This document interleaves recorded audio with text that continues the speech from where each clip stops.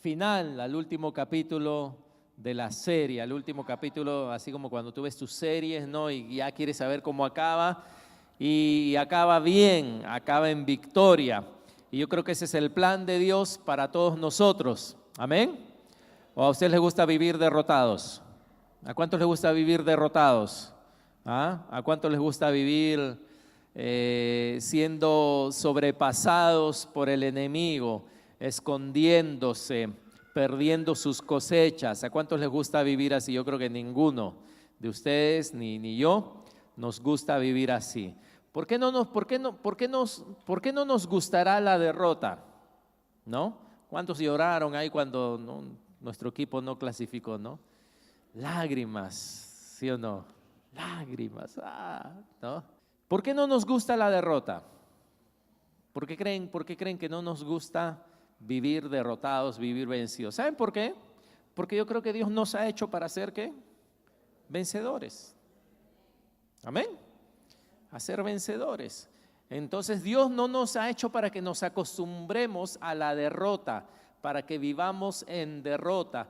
Y por eso Él vino, ¿no? Él vino el precursor para darnos esa victoria y para que nosotros ahora podamos vivir en esa victoria que Él tiene preparada. Y esto es lo que sucedía en el tiempo de Gedeón. Los enemigos lo estaban derrotando, por cantidades venían, nadie se oponía, se llevaban todo lo que era de ellos, hasta que Dios llamó a este varón, y no lo llamó porque era perfecto, no lo llamó porque era muy capacitado, sino Dios lo llamó porque Dios ve más allá de lo que ve el hombre. Amén. Y Dios no ve lo que tú puedes hacer, sino Dios ve lo que Él puede hacer a través tuyo.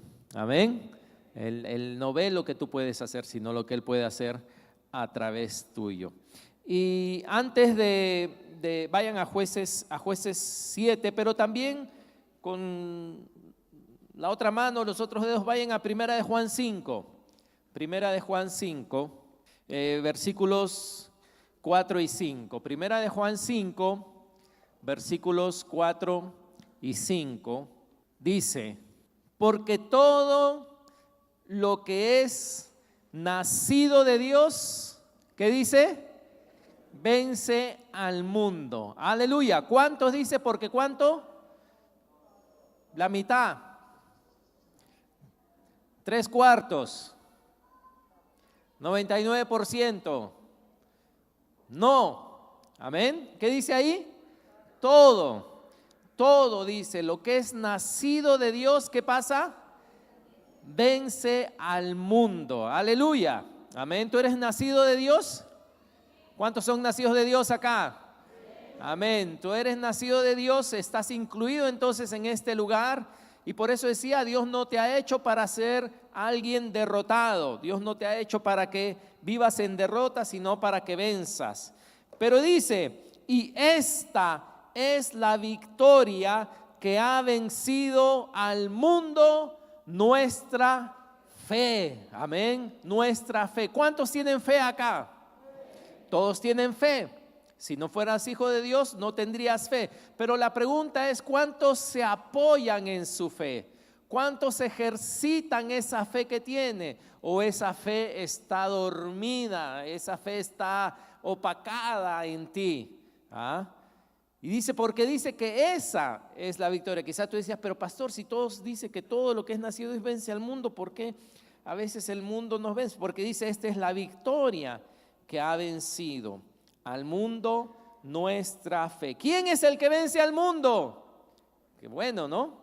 ¿Quién es el que vence al mundo? Dice, sino el que cree que Jesús es ¿qué? El Hijo de Dios. Amén. El que cree que Jesús es el Hijo de Dios. Hermanos, creemos tantas cosas. Creemos tantas cosas. Pero realmente para vencer, lo único que necesitamos es creer una cosa. Amén. Para vencer, lo único que necesitas creer es una cosa. ¿Y qué cosa es? Que Jesús es el Hijo, con H mayúscula, el Hijo de Dios. Amén. Jesús no es como yo. Jesús no es otro ser humano, Jesús no es una religión, Jesús no es una creencia, Jesús es el Hijo de Dios, sentado a la diestra del Padre, triunfante, poderoso, resucitó. Amén.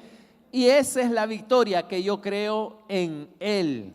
Estoy pasando por problemas, estoy pasando por dificultades, muchas cosas vienen a mi mente, pero Dios me dice, no creas en esas cosas o no te preocupes en creer en esas cosas, sino cree en mí, cree en quién soy yo. Amén.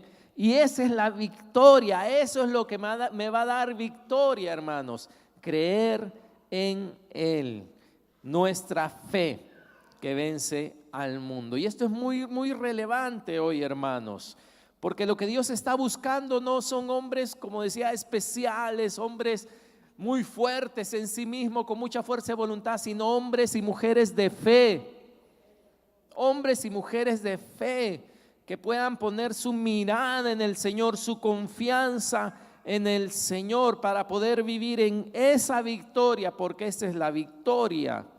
Dice, esta es la victoria que ha vencido al mundo, nuestra fe, nuestra fe. Y volvemos a mencionar lo que el problema es que nosotros somos muy dependientes de lo que sentimos. Somos muy dependientes de este cerebrito de acá, somos muy dependientes de cómo vemos las cosas, hermanos, en vez de ser dependientes de cómo Dios ve las cosas. Gracias por ese amén.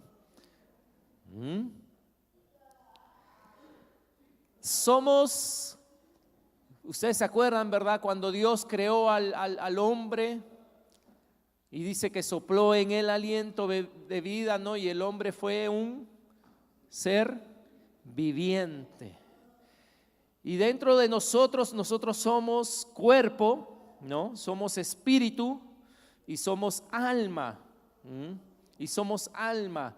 Y el propósito cuando Dios nos hizo era que por la comunión que tenemos con Dios en nuestro espíritu y por la comunión que tenemos en nuestro espíritu y poder oír su palabra, eso era lo que gobernaba todo lo demás. Eso es lo que gobernaba mis sentimientos y eso es lo que gobernaba este cuerpo, mi conducta. Ese era el plan de Dios, así nos hizo, para que Él a través del hombre pueda manifestar, a través de un ser humano, Él pueda manifestarse quién es Él. Pero cuando entró el pecado, cortó, el espíritu murió, dice la palabra, para con Dios. Por lo tanto, el hombre se convirtió ahora en un ser que solamente es guiado por su alma o por los sentidos del cuerpo. Entonces, ¿qué pasa? Que nuestra alma es muy volátil. Nuestra alma un día se siente así, un día se siente así, depende de muchas cosas. Nuestro cuerpo también, pero Dios quiere que regresemos al plan original y es que aprendamos a vivir por fe. El justo por la fe vivirá. Amén. El justo por la fe vivirá. Hombres y mujeres que viven por fe, que conocen quién es Jesús y que conocen su palabra y que dejan que su palabra los gobierne, que su palabra los guíe. Porque, hermanos, la palabra es muy contraria a nuestra alma y aún a nuestro cuerpo, ¿no? La palabra es muy contraria. La palabra dice, si quieres recibir, da, dice, ¿no? ¿Cómo que si quiero recibir? Yo quiero recibir, ¿cómo que dé? Eso no funciona en este mundo, ¿sí o no? Pero eso es lo que dice la palabra, ¿no? La palabra dice, perdona al que te ha hecho mal. ¿Qué dice tu alma? Justicia, ¿no? Que pague el miserable, ¿no? O sea, que pague, ¿no? Nuestra alma, si se dan cuenta, dice muchas cosas, pero por eso no podemos ser guiados por nuestra alma. Nuestra alma no puede gobernar nuestro espíritu, sino la palabra de Dios tiene que gobernar nuestro ser. ¿Cuántos están de acuerdo, hermanos? Amén. Y ese es vivir una vida de victoria. Vivir una vida de victoria no es una vida que no tienes problemas. Vivir una vida de victoria no es una vida que no tienes circunstancias, que no tienes necesidades. Pero en medio de tus necesidades, en medio de tus circunstancias, tu fe está puesta en Él. Tu confianza está puesta en Él.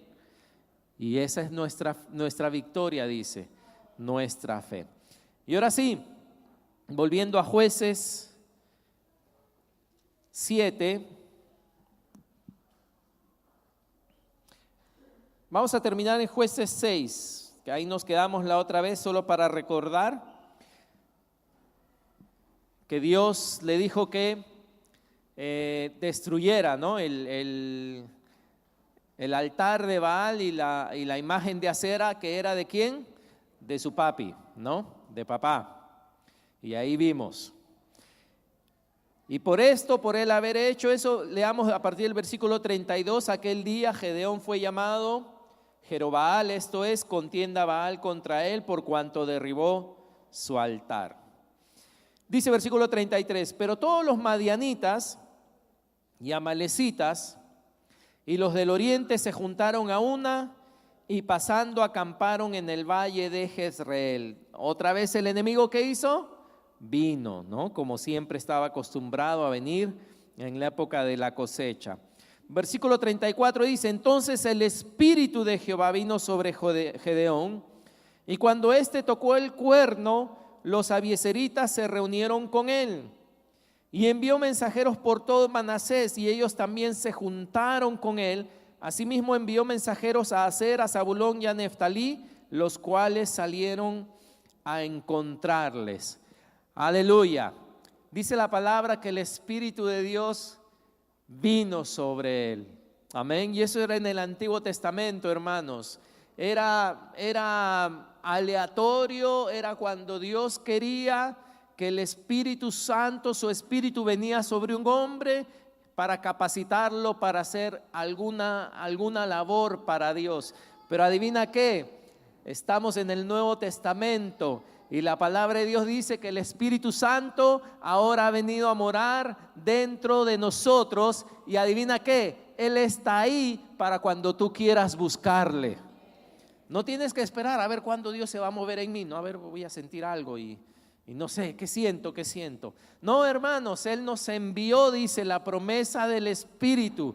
Y no tenemos que esperar a que el Espíritu, a Dios se le ocurra no moverse en nuestra vida, sino tenemos que buscarle, tenemos que anhelarle, tenemos que desearle. Y dice la palabra que cuando tú le buscas, cuando tú le anhelas, adivina Él qué va a hacer. ¿Qué va a hacer Él contigo?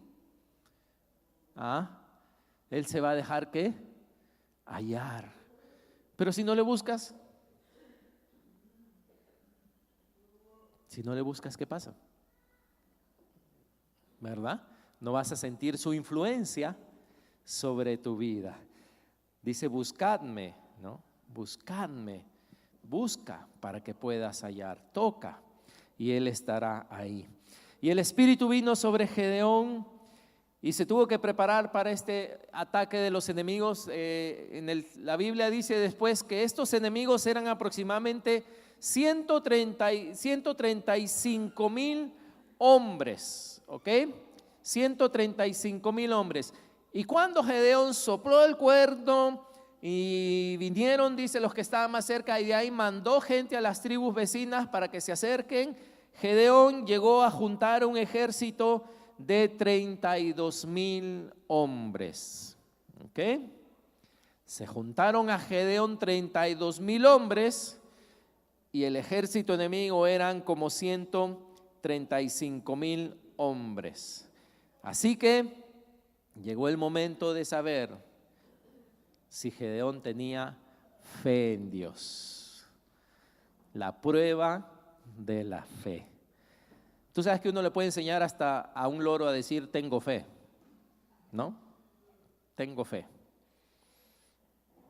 Pero la prueba de la fe es donde realmente ahí se ve, ¿no? Donde realmente ahí se ve qué va a pasar.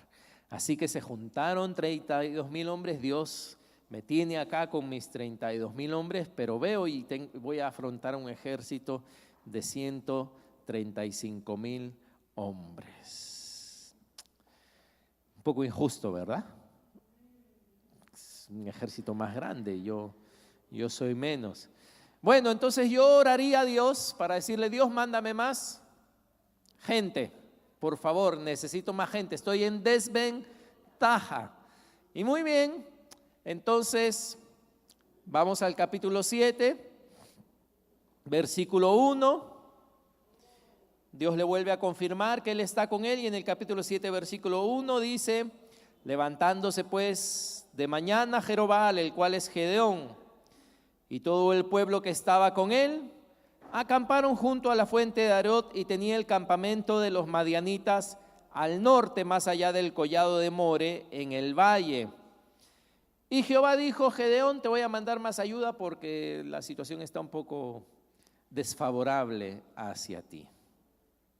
No, por eso decimos, Dios no actúa como nuestra mente actúa.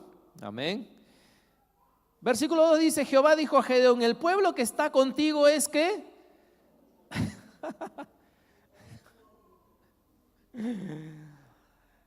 Señor, allá hay como 135,000 y acá hay 32,000.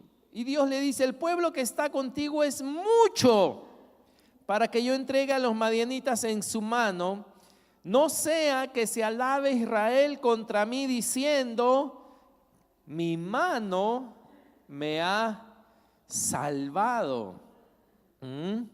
Mi mano me ha salvado. Y acá está uno de los obstáculos de la fe, ¿no? Dios quería que Gedeón venza, pero cuando Dios ve al pueblo, Él ve que hay un obstáculo.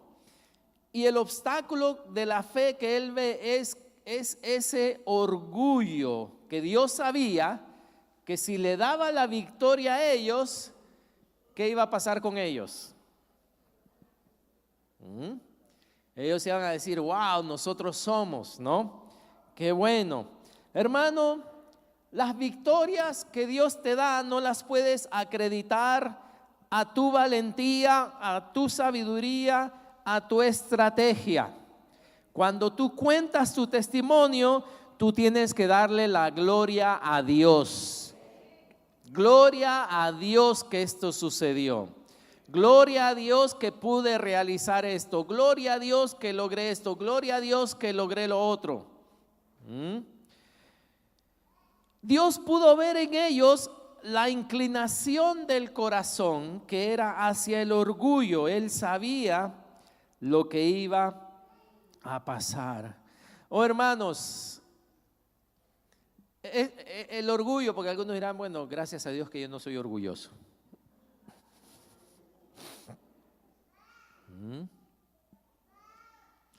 ¿Verdad que el orgullo no puedes, es aquello que tú no puedes decir que estás libre de ello?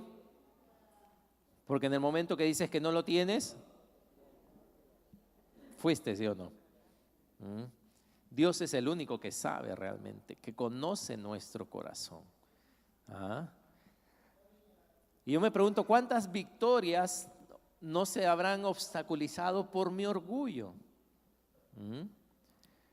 ¿Cuántas victorias Dios se ha hecho? Si yo le concedo, ¿no?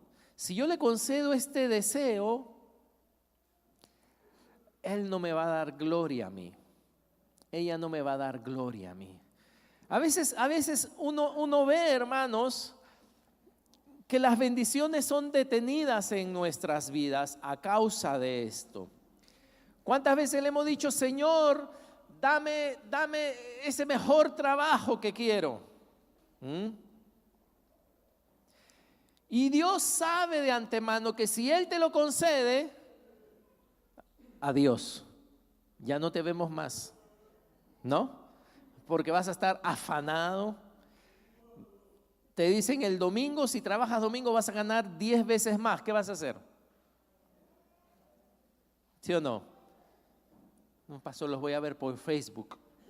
No. Alguien, no filme por favor para ver, ¿no? Pero no es la voluntad de Dios. que lo veas quizás por internet, ¿no?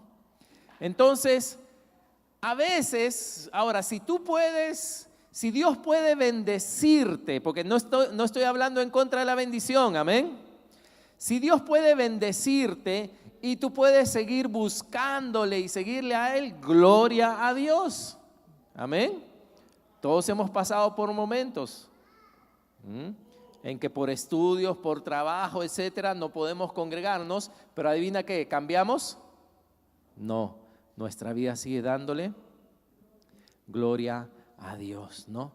Pero como decía, el orgullo muchas veces, ¿no? Dios conoce la inclinación de mi corazón y Él sabe cosas que yo no conozco de mí mismo. Amén. Él sabe, Él me conoce lo bueno y conoce aquello que me va a hacer de tropiezo. Amén. Así que Dios quiere bendecirte. Amén. Dios quiere bendecirte, pero Él no quiere que la bendición te haga daño. Él quiere que la bendición te acerque más a Él. Amén. Así que el orgullo. Así que Dios dice, mira, ¿sabes qué, Gedeón? Son muchos. Lamentablemente no puedo darles la victoria, porque si no todos van a decir, la victoria vino por nosotros, la victoria vino por mí, etcétera, etcétera. Así que Dios tiene que podar, ¿no? Vamos a decirlo así, Dios tiene que achicar ese ejército. Y la primera podada es así en el versículo 3. Ahora pues, haz pregonar en oídos del pueblo diciendo, quien tema y se estremezca, madrugue y devuélvase desde el monte de Galaad. O sea, ¿qué está diciendo acá? Los que tengan miedo tienen permiso de irse. Los que tengan miedo tienen permiso de irse. ¿Y qué dice? Y se desvolvieron de los del pueblo, ¿cuántos? 22,000. ¿Y quedaron cuántos? 10,000. ¡Wow! Habían 32,000 y cuando no se pregonó diciendo, ¿saben qué? Quien esté acá, pero tiene miedo de estar acá, puede irse. Nada le va a pasar, puede retirarse. Y wow, 2/3 casi, ¿verdad? De la gente se fue, los que tenían miedo. Hermanos, ¿nos hemos preguntado a qué le tenemos miedo?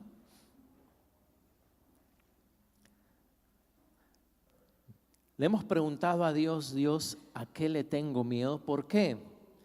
Porque el miedo y la fe no son compatibles.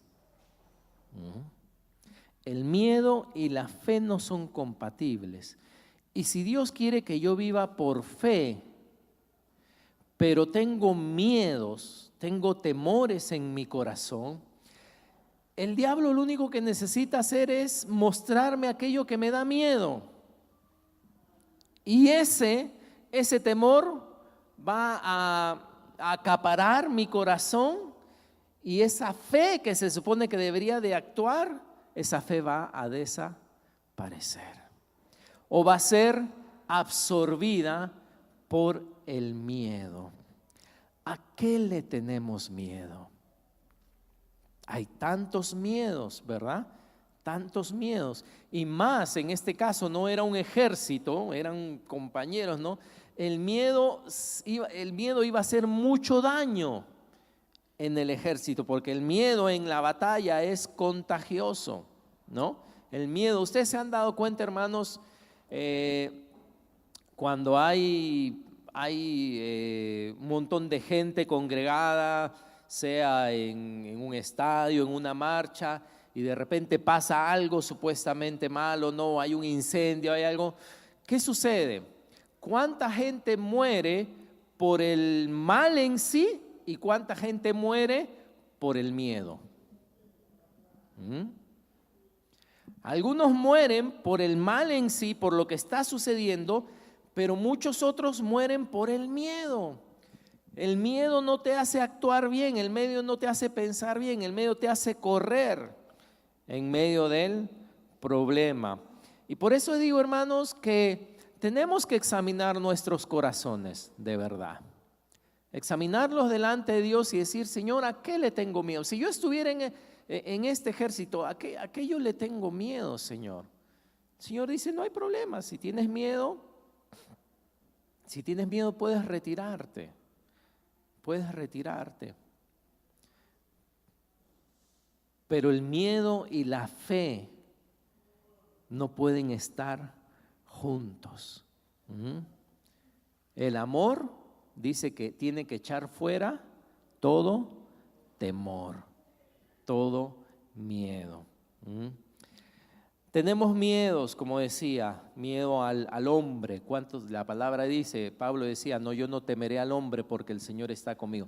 Tenemos miedo al hombre, tenemos miedo a ciertas personas, tenemos miedo a las enfermedades, tenemos miedo a la pobreza, tenemos miedo a quedarnos solos, tenemos miedo a comprometernos, tenemos miedo a ser traicionados, tenemos miedo al éxito, tenemos miedo al fracaso. Tenemos miedo a la soledad, tenemos miedo a la muerte. Hay muchas cosas que cautivan al hombre, que le hacen dar temor. Pero Dios quiere que seamos personas de fe. Fe, que creen en Él, que no ponen su fe en el temor, sino que creen en Dios, creen en Jesús, creen en su palabra y en eso se apoyan. Así que al decirnos, los que tengan miedo, retírense nomás, dice que 22,000 se fueron y quedaron ¿cuántos? 10,000. Y aquí viene la segunda podada, Jueces 7, versículo 4. Y Jehová dijo a Gedeón, aún es mucho el pueblo. ¿Cómo, Señor? Voy a afrontar, hay 135,000 al otro lado, ¿cómo que es mucho? Aún es mucho el pueblo. Llévalos a las aguas y allí te los probaré. Y del que yo te diga, vaya este contigo, irá contigo. Mas de cualquiera que yo te diga, este no vaya contigo, el tal no irá. Entonces llevó el pueblo a las aguas y Jehová dijo a Gedeón, cualquiera que lamiere las aguas con su lengua como lame el perro, a aquel pondrás aparte. Asimismo a cualquiera que se doblare sobre sus rodillas para beber. Y fue el número de los que lamieron llevando el agua con la mano a su boca 300 hombres, y todo el resto del pueblo se dobló sobre sus rodillas para beber las aguas. Entonces Jehová dijo a Gedeón, con estos 300 hombres que lamieron el agua os salvaré y entregaré a los madianitas en tus manos, y váyase toda la demás gente, cada uno a su lugar. Ay, Señor, ya con 10,000 estaba disminuido contra el ejército. Y ahora Dios, esto es muy interesante, hermanos, porque Dios dice, llévalos a las aguas, ¿no? Los llevó a un lugar como un río, vamos a decir. Y Dios dice, yo te los voy a probar. Gedeón no sabía en qué consistía la prueba. Y simplemente dice que beban agua. Ok, si a ti te llevan a un sitio a tomar agua, no, pues te acercas a la orilla y dice que lo hicieron de dos formas, ¿no? Unos se agacharon completamente, ¿no? Y como perros, dice, lamieron con su cabeza en el agua, ¿no? Lamieron con su boca y tomaron agua. Y los otros, lo único diferente que hicieron fue que se arrodillaron y con la mano se llevaron el agua a la boca, ¿no? Unos hacían así y los otros se tiraban al piso. Los que se llevaban con la mano el agua a la boca fueron 300. De los 10,000, solo 300 se llevaron el agua con la mano a la boca y 9,700 se echaron, ¿no? En el río y tomaron del agua. Ahora esto como que no tiene mucho sentido en sí, ¿no? Porque a quienes tomaron el agua echándose completamente, lamiendo directo, 9,700, ya, váyanse ustedes a su casa. No los necesitamos. ¡Wow! ¡Qué fuerte! Y no hay, ¿ok? No hay algo que diga específicamente cuál era la diferencia. O sea, si el enemigo hubiera estado ahí mismo al frente de ellos, claro, tú dirías, claro, los que se tiraron completamente estaban ellos pensando en sí mismos, pero el enemigo estaba lejos. No era ni siquiera que el enemigo estaba cerca, porque yo he escuchado a algunos dicen, no, es que lo que pasa es que los que se llevaron el agua a la boca, ellos estaban listos para pelear, pero el enemigo no estaba ahí, el enemigo estaba lejos. Así que Dios dice que los probó de esta forma, ¿ok? La prueba de Dios no vino a través de un examen teológico. La prueba de Dios no vino a ver cuánto de Biblia conocían o cuánto de la historia de Israel hasta ese tiempo conocía. La prueba de Dios consistió en cómo tomas agua. ¿Cómo tomas agua?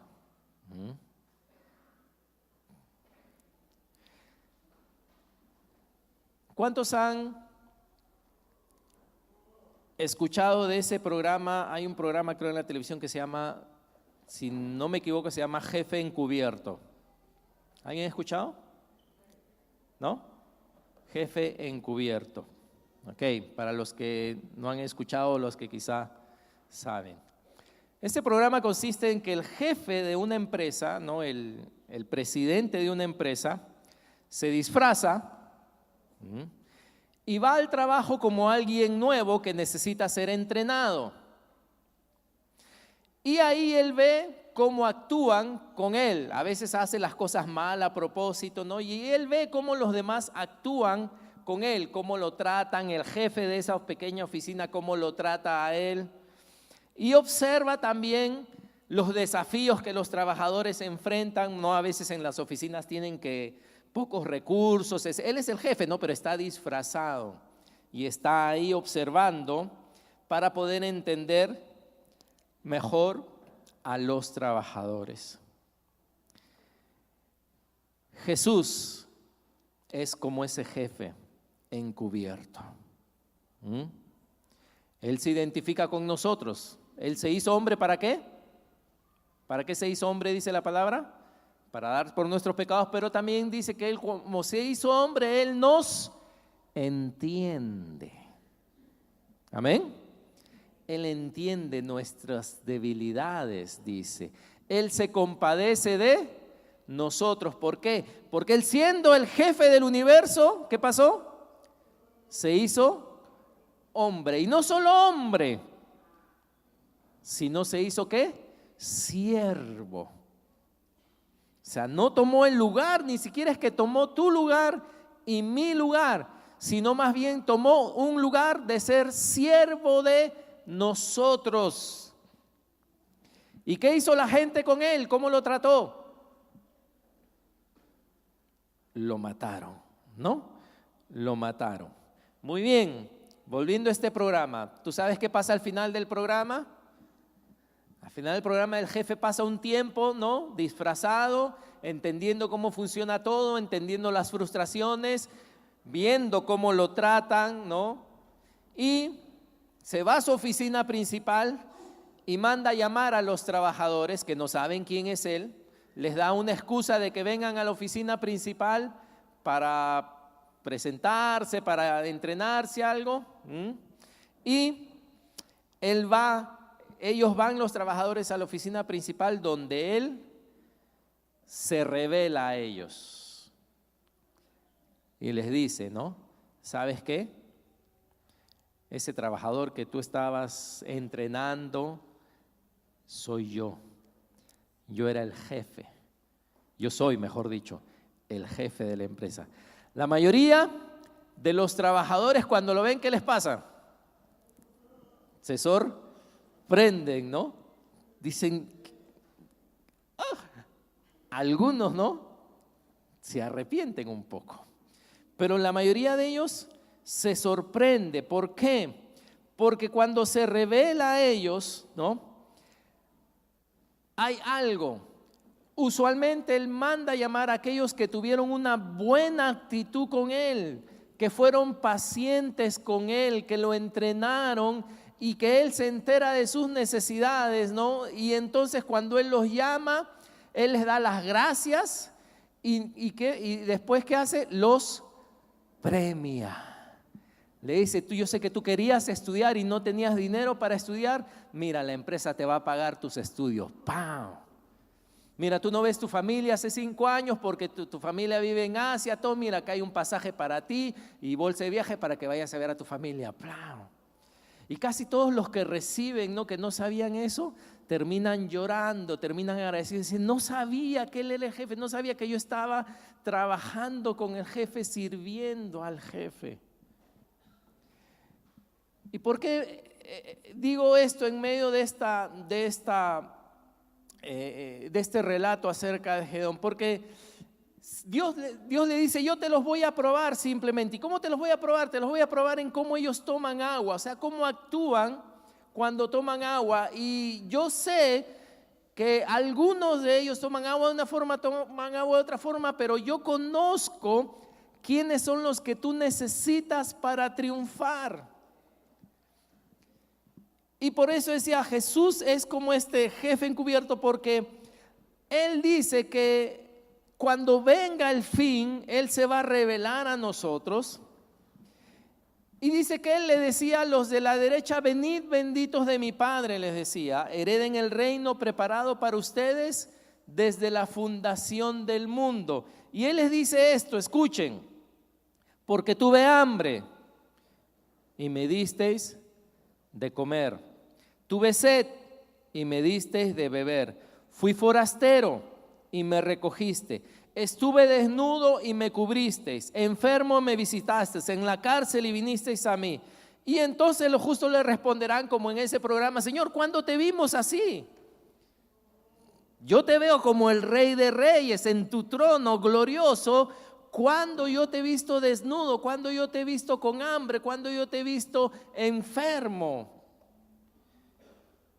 Y dice que respondió el rey y le digo, de cierto os digo que en cuanto le hiciste a uno de estos mis hermanos más pequeños, a mí me lo hiciste. Wow. Revelación. Yo pensaba que estaba sirviendo a Víctor, pero no estaba sirviendo a Víctor. Estaba sirviendo al Señor. Yo pensaba que estaba ayudando al hermano tal, a la hermana tal. Yo pensé que estaba sirviendo porque estaba disfrazado. No era el Señor, era el hermano tal, era la hermana tal. Pero mi actitud, mi trato para con él, para con mi hermano, para con mi hermana, es algo que Jesús está ¿qué? Observando. Y ¿cuántos de ustedes saben que es más fácil probar? Es más fácil que mi prueba, vamos a decir que Dios me pruebe a mí, es más fácil que Él me pruebe a mí bien cuando yo no sé que Él me está probando. Porque si Él me dice, Gustavo, hoy día te voy a probar. ¿Cómo me vas a probar, Señor? Te voy a probar, a ver, te voy a probar con Víctor, ¿no? Le vas a llevar tu carro y vas a ser probado. Yo ya voy ¿cómo? Preparado, ¿sí o no? Con preparado, voy con una Biblia, ¿no? En el brazo, voy todo, porque ya sé.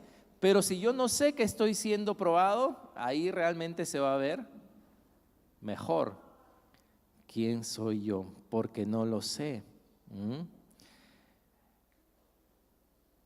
Y ellos fueron probados. Tomen agua.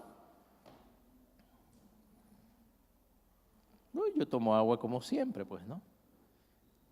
Y Dios dijo, tú estás calificado y tú no estás calificado. Por una cosa tan insignificante.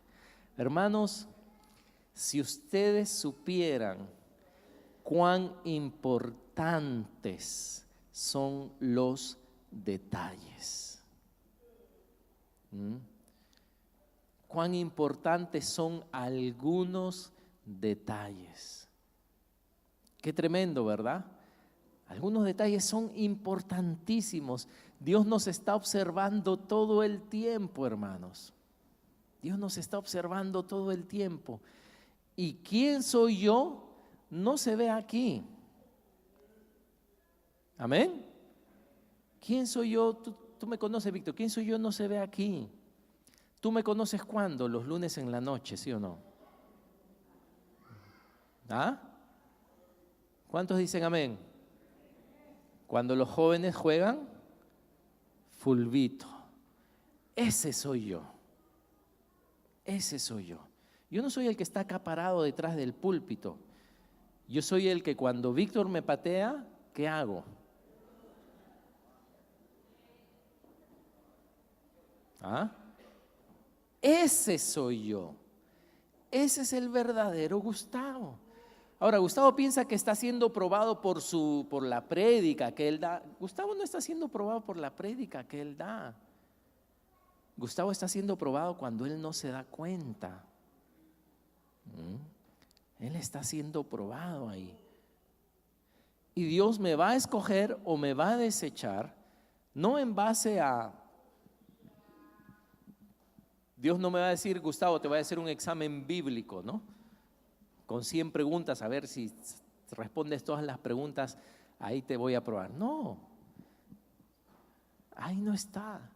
Estoy siendo probado cuando no sé, cuando no me doy cuenta y en detalles muy pequeños.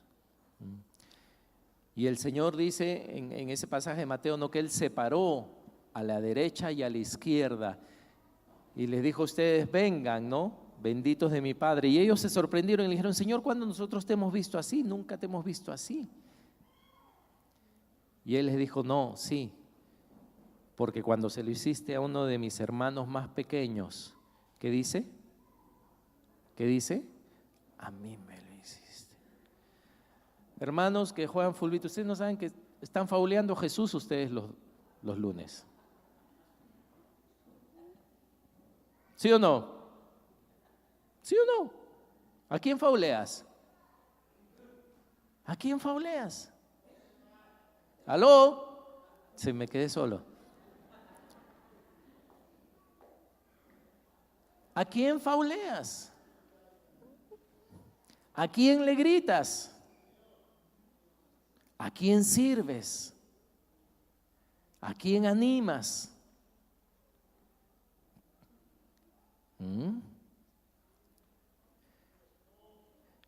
Así como en ese programa al final, wow, uno recibe la revelación y a veces han salido personas, adivina qué, que trataron mal al jefe cuando el jefe se disfrazó. Y el jefe los ha llamado y los ha sacado. Si esas personas hubieran sabido que era el jefe, ¿cómo lo hubieran tratado? No, ahí sí muy bien, porque es el jefe. Pero el jefe estaba encubierto. Y el jefe se ha disfrazado, hermano. Nuestro jefe Jesús se ha disfrazado de Ronald, se ha disfrazado de Patty, se ha disfrazado de Luis, se ha disfrazado de Víctor, se ha disfrazado de Wenceslao.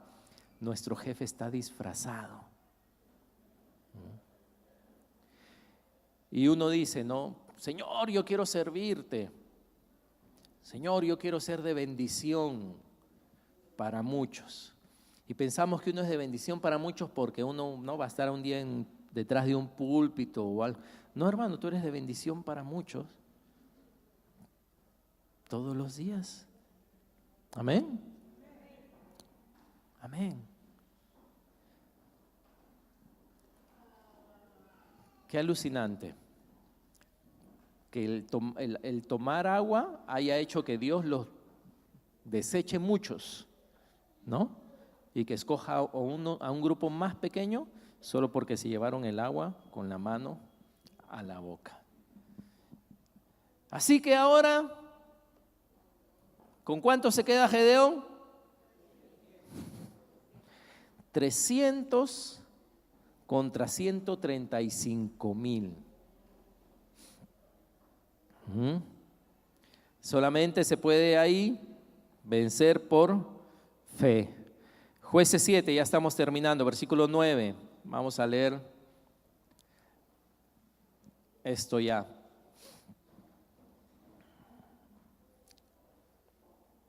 Aconteció que aquella noche Jehová le dijo: levántate y desciende al campamento, a Gedeón, ¿no? Porque yo lo he entregado en tus manos.